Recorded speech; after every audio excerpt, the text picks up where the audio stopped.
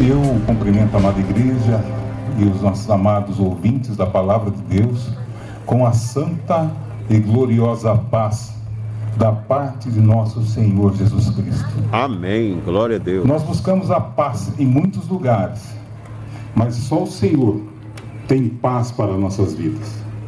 Nós buscamos a paz na música, nós buscamos a paz nas danças, nós buscamos a paz na bebida, nós buscamos a paz nas drogas, nós buscamos a paz em tantos lugares e em tantas coisas, mas só o Senhor tem a paz. E eu gostaria que a paz de Deus, que excede todo entendimento e guarda os vossos corações em Cristo Jesus, nosso Senhor, entrasse na vida dos amigos nessa tarde. Aleluias. Não sou um homem de muitas palavras, não sou grande orador, não sou grande pregador, mas uma coisa eu sei dizer: Jesus te ama. E nessa tarde Ele quer mudar a sua vida. Nessa tarde Ele quer mudar a sua história. Nessa tarde Ele trouxe algo diferente, que as pessoas prometem, mas não podem cumprir, porque são homens, porque olhando Deus dos céus para a terra não viu um justo sequer, e precisou enviar o seu Filho amado, Jesus Cristo, para justificar a todos que aqui estão. No livro de João, no capítulo 3, eu vou começar lendo pelo versículo 16, que diz assim: porque Deus amou o mundo de tal maneira que deu o seu Filho unigênito, para que todo aquele que nele crê não pereça, mas tenha a vida eterna. Porque Deus enviou o seu Filho ao mundo, não para que condenasse o mundo, mas para que o mundo fosse salvo por ele. Louvado seja o nome do Senhor. Mas salvo do quê? Salvo por quê?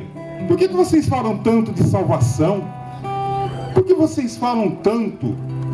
É pelo seguinte: porque todo homem pecou, já nasceu lá pelo jardim do Éden com um pecado original, um vazio dentro de si que não tem o que preencher. Nada pode preencher, nada pode mudar e nada pode fazer. E aí, o homem que de si só não pode fazer nada, precisava de um auxílio.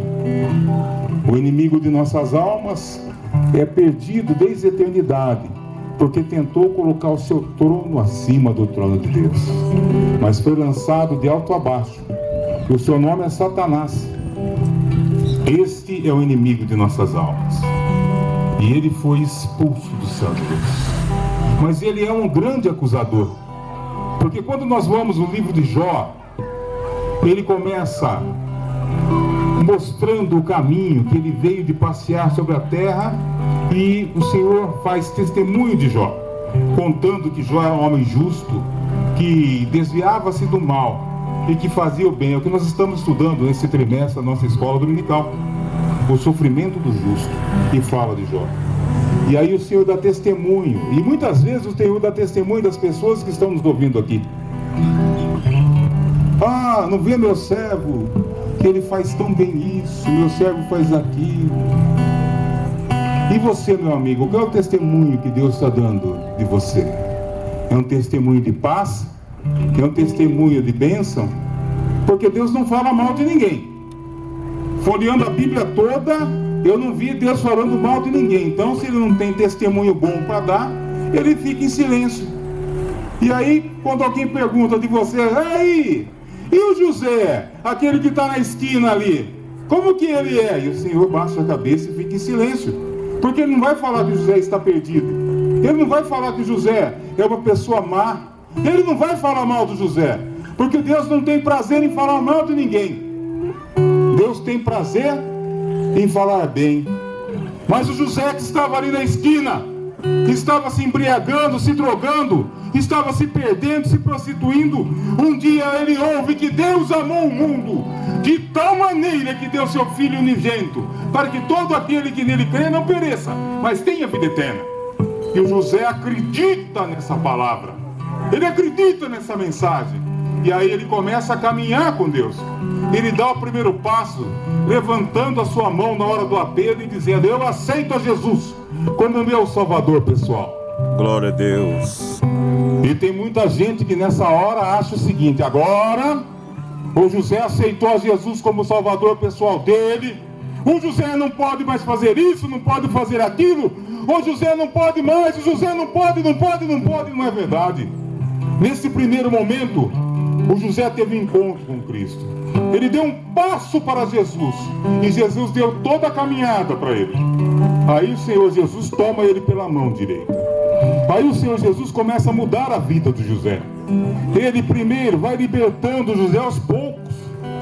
Vocês já viram quando o cachorro entra no meio do carrapicho? Quando o nosso bicho de estimação entra no meio do carrapicho, fica todo cheio de picumã pelo corpo. Se você for lá raspar tudo de uma vez, você mata o cachorro. Você vai pelar todo o bicho. Você vai acabar com ele. O ser humano também assim é uma ovelha. E muitas vezes está perdido no meio do carrapicho. E o Senhor vai transformar a vida dele um dia de cada vez.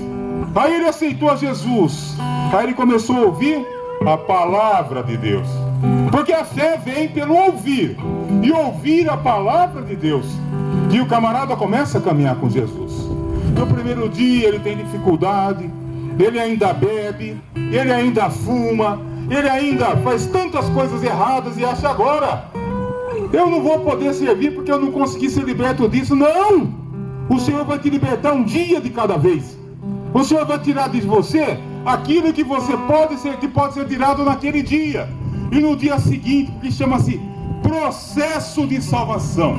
É uma caminhada que você vai ter até o fim da sua vida. Glória a Deus. E um belo de um dia, o camarada olha assim e fala: olha, eu não sei, eu acho que agora eu tenho condições de deixar o cigarro.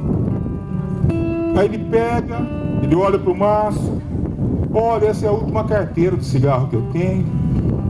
Vou fumar esse último cigarro. Ele fuma, saboreia e depois joga aquele fora. Amassa o maço e joga para o canto. E aí ele começa a contar o tempo: olha, agora já faz tantas horas que eu não fumo. Agora já faz tantos dias que eu não fumo. E de repente ele está liberto do cigarro. Mas é só o cigarro? Não, a bebida também. O camarada vai na igreja. Eu conheci um diácono, meu amigo, que ele aceitou a Jesus. Ele tomava todo final de dia uma garrafa de cachaça. Ele se saía, passava no bar, pegava uma garrafa, 1 litro inteiro de cachaça e bebia. E aí o que aconteceu? A esposa dele aceitou a Jesus, a irmã Carmen, e ele também aceitou a Jesus.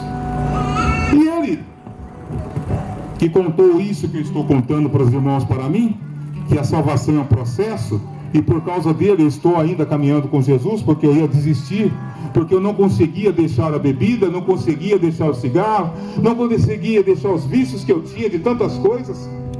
Ele falou assim: Everaldinho, eu descia para a igreja com 1 litro de pinga, bebia metade e ia para o culto. E aí sentava lá no banco com uma vergonha. E aí, quando saía do culto, passava lá e pegava o outro meio litro e bebia e ia para casa. E foi tempo isso acontecendo, até o dia que Deus resolveu me libertar. E eu senti no coração que eu não precisava mais da garrafa. Glória. E eu desci e a garrafa ficou lá. Eu não bebi mais. O cigarro de corda, fumo de corda que eu fazia, eu também fazia isso. E de repente eu joguei o último pedaço de fumo fora. E aí eu guardei aquele testemunho no meu coração. Isso ele falou para mim quando eu havia saído do culto, ainda não estava liberto, estava descendo para pegar minha moto e ir embora para casa. E eu pensei no meu coração: eu não sirvo para servir ao Senhor, mas ele contou isso para mim. E talvez você nessa tarde pense assim: eu não sirvo para servir a Jesus, e eu estou contando que é Ele que vai mudar a sua vida a partir de agora que você está me ouvindo. É Ele que nos transforma, é Ele que nos dá paz, é Ele que nos dá saúde, porque Deus amou o mundo de tal maneira que entregou o seu Filho Jesus Cristo para que morresse, para que eu e você, meu amigo ouvinte, pudéssemos entender que Ele tem salvação para a sua vida. O culto agora vai continuar. As minhas palavras vão ficar por aqui, mas eu gostaria que você que me ouviu nessa tarde guardasse bem no seu coração, porque quem transforma a vida do homem é Jesus. E se você tem alguma dúvida que Ele pode transformar a sua vida, olhe para a minha, olhe para a vida dos meus irmãos que estão aqui à retaguarda, que éramos iguais ou talvez muito piores do que você. Fazíamos coisas piores do que você faz. E o Senhor nos libertou. E Ele quer libertar você de todo o pecado. Aleluia. E assim, eu agradeço a oportunidade em nome de Jesus.